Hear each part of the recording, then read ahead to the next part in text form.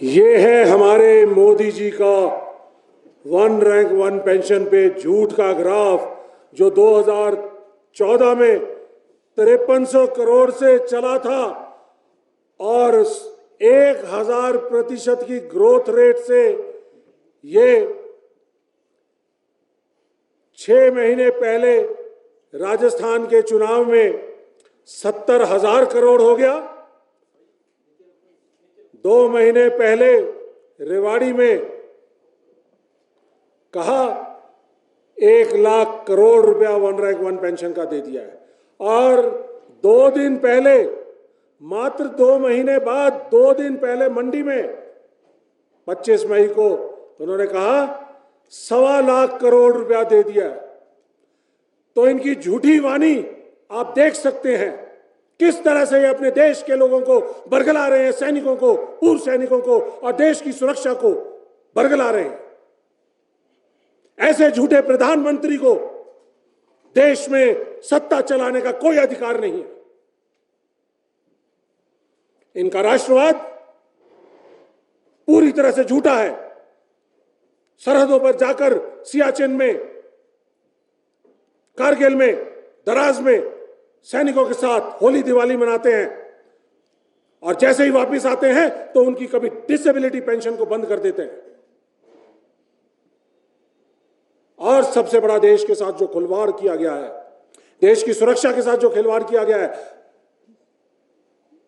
अग्निपथ योजना, जिसका एक भी लाभार्थी नहीं है, जिसका एक भी बेनिफिशियरी नहीं है, ये आनंद फानंद में 14 जून 2022 को इन्होंने लागू किया। देश की सुरक्षा के हित में नहीं है, देश के सैनिकों के हित में नहीं है, देश की सेना के हित में नहीं है, युवाओं के हित में नहीं है। मात्र 4 साल का सैनिक, अनट्रेन्ड सोल्जर, क्या वो देश की रक्षा कर पाएगा? सरहद की रक्षा पर कर पाएगा? नहीं कर पाएगा। इन्होंने तरतीबवार देश की सुरक्षा को कमजोर करने का काम किया है। यह है मोदी साहब का झूठा राष्ट्रवाद, झूठा देश प्रेम, झूठा सेना का प्रेम और झूठा सैनिकों के साथ प्रेम। मोदी जी पूरी तरह से इस स्कीम के ऊपर घिर चुके हैं। उनके पास कोई जवाब नहीं है।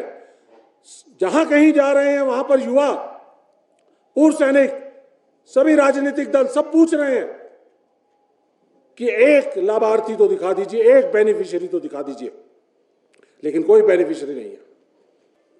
आपने 4 साल मात्र इसलिए किया क्योंकि आप अपने देश के जो पूंजीपति है, साथी है अपने अडानी और अंबानी, जो पहले से सिक्योरिटी इंडस्ट्री के अंदर आ चुके हैं, आपने इस इंटरव्यू के अंदर, मैं आपको इंटरव्यू की कॉपी दूंगा, इंटरव्यू के अंदर उन्होंने कहा कि इन युवाओं को 4 साल सेना में काम करने के बाद इनको पैरामिलिट्री फोर्सेस के अंदर 10% आरक्षण दे देंगे और पुलिस ऑर्गेनाइजेशन के अंदर उनको एब्जॉर्ब किया जाएगा। लेकिन आज तक एक भी नोटिफिकेशन नहीं हुआ। 2 साल हो गए, एक भी नोटिफिकेशन नहीं है। ये 4 साल के बाद वो जो वापस आएंगे, रिटायर होकर आएंगे, 18 साल की उम्र में भर्ती होंगे, 22 साल की उम्र में रिटायर हो जाएंगे, तो उसके बाद वो कहां जाएंगे? उनका भविष्य अंधकार में है।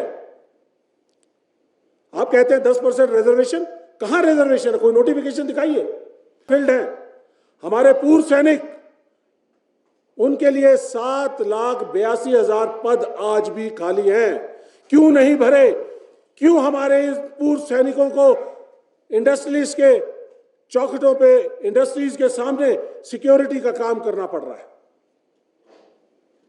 यही काम ये अपने अग्निवीर से रिटायर हुए जवानों के साथ करेंगे।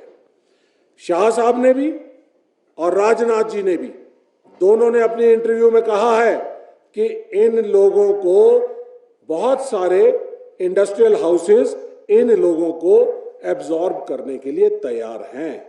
तो इसका मतलब, और उन्होंने साथ साथ ये भी कहा कि सरकार के खर्चे पे ट्रेन हो जाएंगे और 4 साल के बाद प्राइवेट इंडस्ट्रीज के अंदर, सिक्योरिटी इंडस्ट्रीज के अंदर इनको ले लिया जाएगा। तो इसका मतलब आपका ये डिजाइन है, पहले देश की सुरक्षा को कमजोर करना, सैनिकों को कमजोर करना, सेना को कमजोर करना।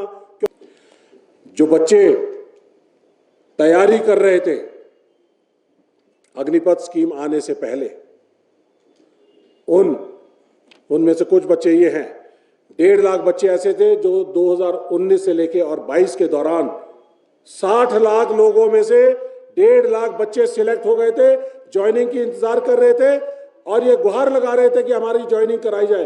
कोरोना के नाम पे एडमिनिस्ट्रेटिव रीजंस की वजह से इसका कहा गया कि डिले हो रहा है, लेकिन अचानक मंशा कुछ और थी। अचानक अग्निपथ आता है और इनको रातों रात एक तुगलकी फरमान द्वारा, मोदी जी ने चमड़े के सिक्के जो चलाए उसके फरमान द्वारा इनको बेरोजगार कर दिया जाता है। 1.5 लाख बच्चे हैं, 60 लाख में से चुने गए। और आपको जानकर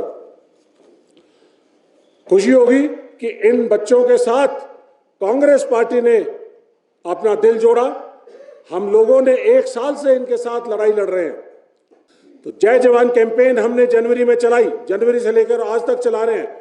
इस जय जवान कैंपेन का मुख्य मकसद कि इन 1.5 लाख युवाओं को रुकी हुई जो भर्ती प्रक्रिया थी उसको पूरा किया जाए। और अग्निपथ योजना को हमने फैसला किया कि इसको खत्म करेंगे, क्योंकि देश की सेना के लिए, सुरक्षा के लिए, सैनिकों के लिए सही नहीं है। और जितने अग्निवीर हैं जो पहले से भर्ती हो चुके हैं उन सभी को हम रेगुलर करने का काम करेंगे। ये कांग्रेस पार्टी ने फैसला किया जय जवान कैंपेन चलाने के वक्त। इस हिमाचल प्रदेश के अंदर जो इतना कंसंट्रेशन है एक्स सर्विसमैन का, जो सेना में जाना चाहते हैं, जो तैयारियां कर रहे थे, आपको जानकर हैरानी होगी, हमने आरटीआई लगाई कि ये जो बच्चे तैयारी कर रहे थे स्टेडियम के अंदर सुबह से लेकर और शाम तक तैयारी करते थे, 2022-23 के अंदर जब ये योजना आई तो 2022-23 के अंदर 34 लाख बच्चों ने 40,000 वैकेंसीज के लिए अप्लाई किया। लेकिन 2023 और 24 के अंदर ये आंकड़े घटकर सिर्फ 11 लाख रह गए। तो 24 लाख बच्चे कम हो गए। और उससे पहले 60 लाख थे, 60 लाख से 34 लाख हुए, 34 लाख से 11 लाख। तो अगर हमारे एक यूनिट में लड़ते हुए 2 जवान शहीद हो जाते हैं तो शहीद होने पर भी आपने उनकी शहादत में भी भेदभाव कर दिया। एक शहीद अग्निवीर और एक शहीद रेगुलर सैनिक, इन दोनों की शहादत में भेदभाव कर दिया आपने। अग्निवीर को रेगुलर सैनिक के माफिक, रेगुलर सैनिक को शहादत पे 15 साल तक लगातार पूरी सैलरी उसके परिवार को मिलेगी। उसके बाद 15 साल के बाद पेंशन मिलेगी, ग्रेच्युटी मिलेगी, एक्स सर्विसमैन का दर्जा मिलेगा, शहीद का दर्जा मिलेगा, एक्स सर्विसमैन के तमाम बेनिफिट मिलेंगे। बच्चों के लिए, परिवार के लिए, डिपेंडेंट्स के लिए, माँ बाप के लिए ताउम्र मेडिकल फैसिलिटीज मिलेंगी, बच्चों के लिए शिक्षा की सुविधाएं मिलेंगी, स्कॉलरशिप मिलेंगे और तमाम तरह की सुविधाएं मिलेंगी। लेकिन अग्निवीर को शहीद होने पर इन सब चीजों से महरूम रखा जाएगा।